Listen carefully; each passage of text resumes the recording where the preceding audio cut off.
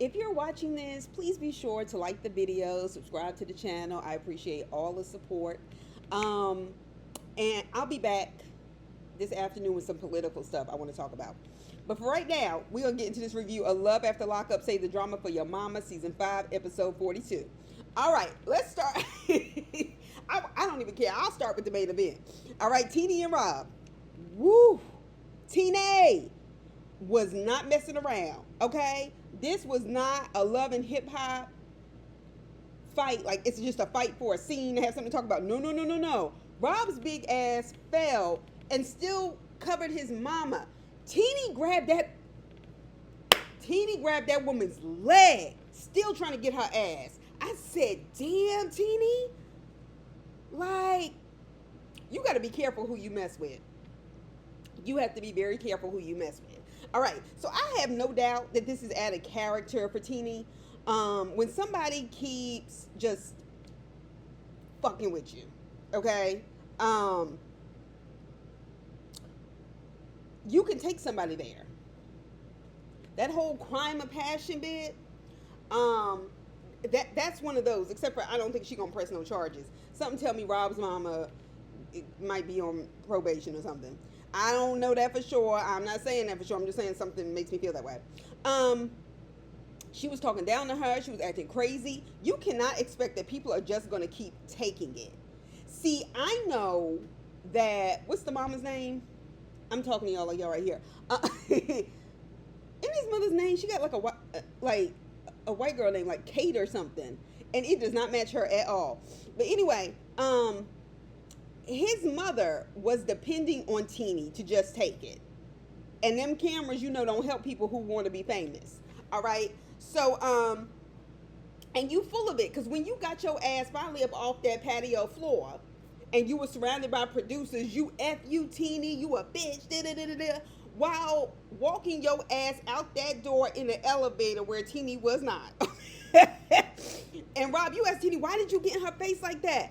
When she sat there and disrespected your wife, and she's been doing it, and Teenie was still nice enough to invite her, which if she hadn't, she would have had a whole problem with that too. And you didn't say anything. You didn't check your mama in that. That fight could have been avoided. I think if Teenie would have felt like, he has my back, I'm going to walk away. Now look at y'all. Y'all left cleaning up at your release party that is in shambles. And it wasn't even like, a whole lot of people and inevitably something break. No. Just 2 people fucked up the whole... Anyway, then the mama is still calling Teenie money hungry. I said, huh? Your son was in prison for all of his adult life thus far. She was raising her 2 kids on her own before she met him. I think you need to slow your roll. Okay? Now, I felt bad when the little girl saw it and came down to help her mother and bring her down. First of all, because you don't ever want kids to see stuff like that. And certainly not a mother they clearly love and admire bring the worst out of them. And I'm sure Teenie regrets that. I don't think she regrets getting to that girl's ass, but I think she regrets her kids seeing it. Anyway, Teenie was in a space, and I can give her that. But Teenie and Rob, and this should not have those kids in the confessional. Period.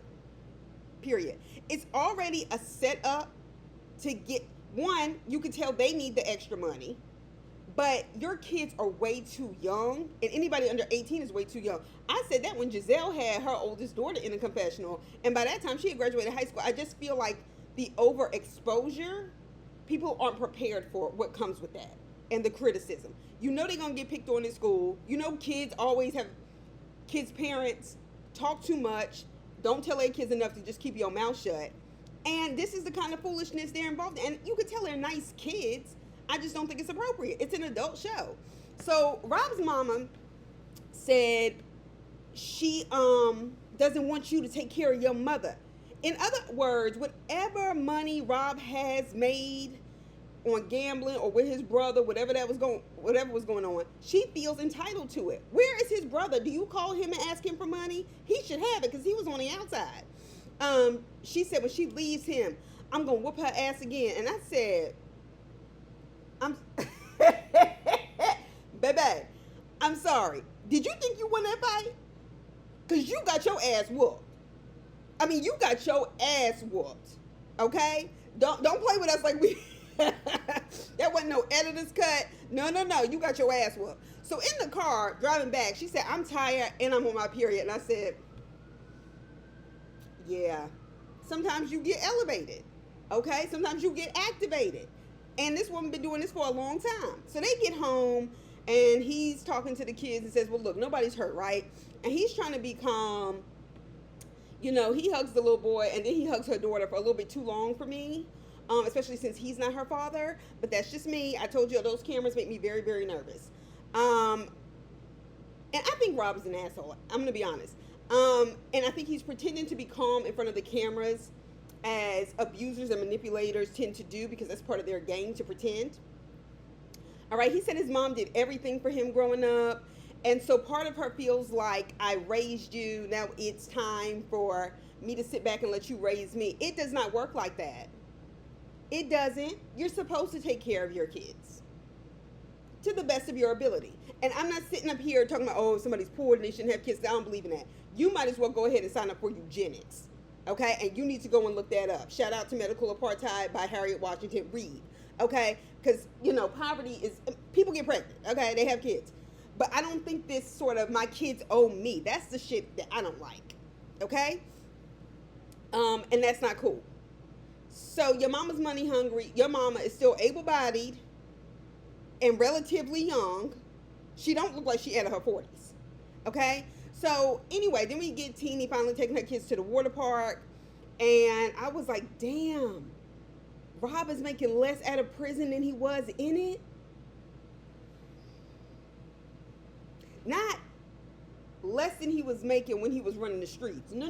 That's different than what Troy is saying and what Michael said. He was making more money in prison.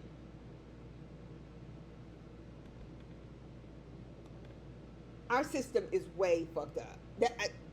I don't even have time to dissect that one. So she said now that he's out, you know, and we don't have to go to the prison every weekend, we can spend time like this together as a family. I said, girl, you didn't need to do that every weekend when he was in jail. Why didn't you leave them kids with their grandmother or your homegirl once in a while or all the time?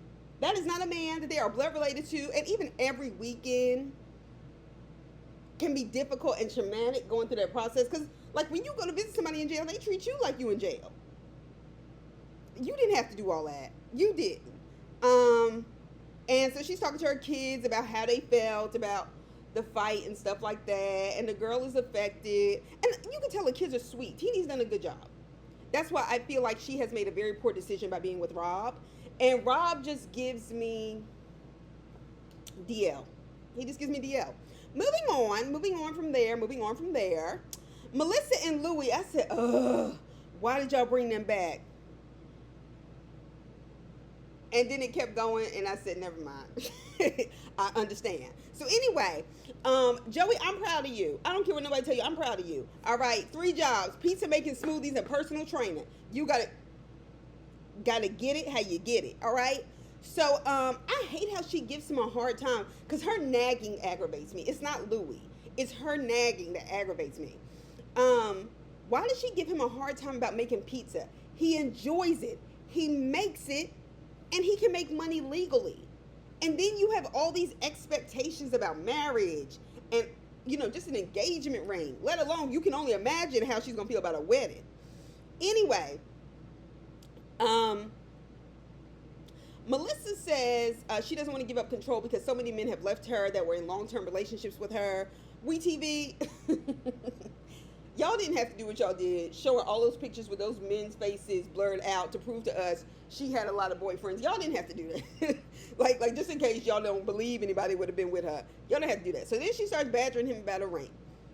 He said, like, honestly, he's never had money, like a lot of money. The only thing he ever spent his money on was drugs. But we all know anything that's addictive,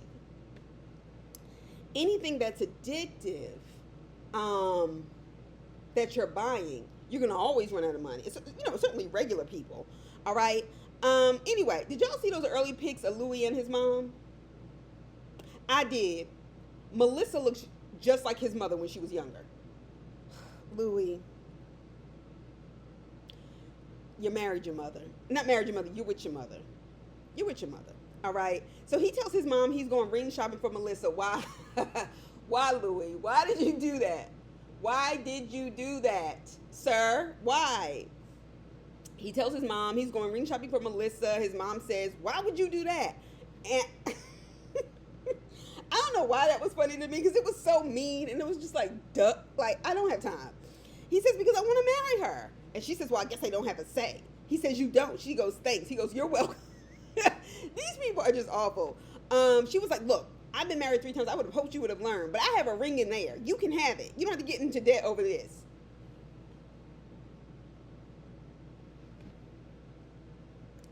I agree with that. Now, would I want a ring like that? No. You know, it's something that you want just to be yours. But, I mean, it is what it is. You could hawk it. And she's absolutely right. You don't need to go into debt over. I don't believe in that. Because people be walking around with these big rings, and then when they get married, they are like, I gotta save this, I gotta save that. No, y'all should have done that from the gate.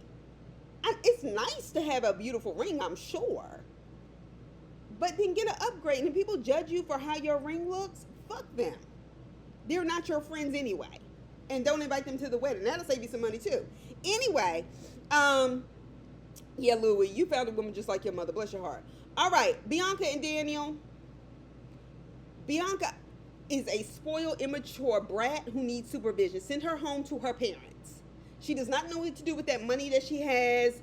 She acts like she is fucking 12. I can't do it. Honestly, Daniel, I'd rather be in a halfway house at this point. All right? She says she feels like Daniel owes her. He was like, it's my first day out of prison. What do you expect me to be able to give you? If you're worried about his parole officer and him meeting with his parole officer that day, why were you wasting time putting that makeup on? Y'all should have been in the car to get there early. True. Anyway, they didn't let her into the parole office. And she said that she just wanted to be his parole officer so he'd know I'm a good person. I was like, say less. Say less, say less, say less. So anyway, he gets temporarily approved to live with her. Daniel, I think it would have been in your best interest, honey, that they denied that. Even though you may not feel that way right now, I think you're going to regret this. All right, anyway. So on the way back home, they talk about how they didn't use protection. And he said, well, you should probably take a plan B. And she was like, well, I'd be okay with being pregnant. Baby. And he said, look, I'm already in a lot of debt. Like, I think he has, like, things he has to pay back, maybe restitution or something like that. And he already has a 13-year-old son. I said, oh, I didn't know he had a 13-year-old son. And he was like, I haven't supported that son financially. He was like, I don't think his mother will keep him away from me because that's illegal. But he said, I haven't done anything for him. I appreciate the honesty. And now realizing that that's going to take work. And he's right. It is too much right now. Okay? If it can be avoided. I know that probably sounds like doublespeak from what I said earlier about Kate, you know, kids don't ask to be here, and if you couldn't afford them, you shouldn't have had them. Like, abortions are expensive too because they're not covered the way they should be. 2, that's a personal decision. And 3, I don't think people should be punished for being poor and getting pregnant and having a baby. This shit, however, life happens, things happen. This shit, however, is something that could be avoided, and you have a live-in partner, and he doesn't want it, and you still are a day after and have an option to fix this. Okay? Okay. So that's why they say the same damn thing. Anyway, and even though she has money away, she is way too fucking immature to be raising a child. It's the mental for me right now. Okay? Anyway. So, and she said it wouldn't be right now. It'd be 9 months. I said, you gonna make me throw my damn phone at my own screen. No, you're not, because you ain't worth it. So these dummies agreed while he was in prison not to use protection when he got out. You agreed not to use protection with a man that just got out of prison. We ain't seen y'all go get nobody's test. That's number 1. Okay? And that's just plain stupid. and just take a plan B afterwards every time, you know that can be avoided. What the hell? Just use a good Trojan condom. Right? The way condoms are made, now you can find any kind of good condom. Okay? Like a quality condom. Okay? Are you kidding me right now? You got money for everything else. Girl, bye. She wants a baby, has baby fever. She acts like she's 12. We can't deal with it. I'm not going to deal with it. All right. I'm not going to deal with it. So let's get to Justine and Michael. They're fighting over a vasectomy versus tying tubes. And I stand where I stand like before. And I appreciate the people in my comments saying, well, yeah, when you're already open for a C-section, you know, that's when they'll do the surgery. Yes, tying the tubes, but also that is still another trauma to the body just because it's open, right? That is more painful and damaging whether or not he understands that or not. A vasectomy works and the risk factors are low, and the pain, they already have painkillers. It doesn't last more than 2 or 3 days. The selfishness of men in this regard is absurd. Okay? And I don't know what this is with black men in particular, especially if they have multiple children, that their manhood is defined by being able to get women pregnant. When you said we're not going to have any more kids, and he was like, well, I don't play God, but Justine should just tie her tubes. That's not playing with God? I mean, if that's the case, but you're willing to let your wife go through this much pain. He says, well, what do you know about a vasectomy? How many of you have? I was thinking to myself, well, she was a nurse. She had to know something. Anyway, so Justine was just like, you're not losing your balls, and my life is at stake. It keeps you from procreating. That's it. It has nothing to do with your sexual drive. Says every doctor. Like, get out of here with that. I can't stand that. Justine says she missed having a baby around the house, but it's a lot of work. I was like, Not to mention, y'all got a whole blended family out there. And she said now that she's a high-risk pregnancy and Michael's working, she's feeling it, and I imagine that.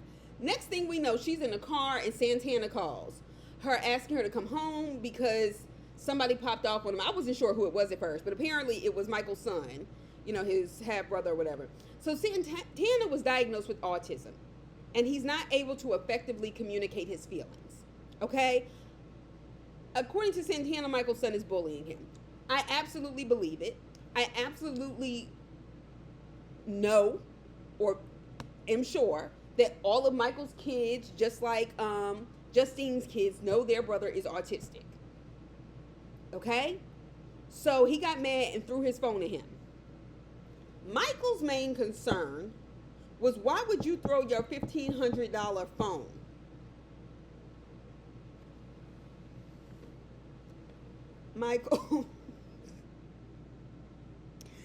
Michael, that may have been one of the blackest things you could have said.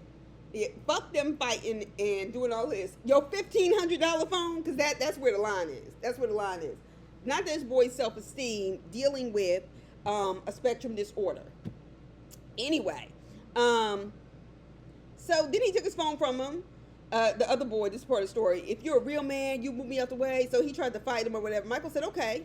So y'all are saying things because you were upset because they're saying my mother's better than your father, my father's better than your mother. Oh, you know, dumb stuff.